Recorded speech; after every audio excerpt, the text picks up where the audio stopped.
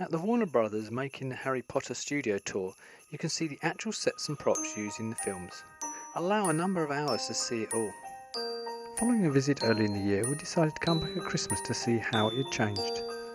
This video just shows the things that are specially set up for Christmas. For anything else, see my previous videos. Enjoy!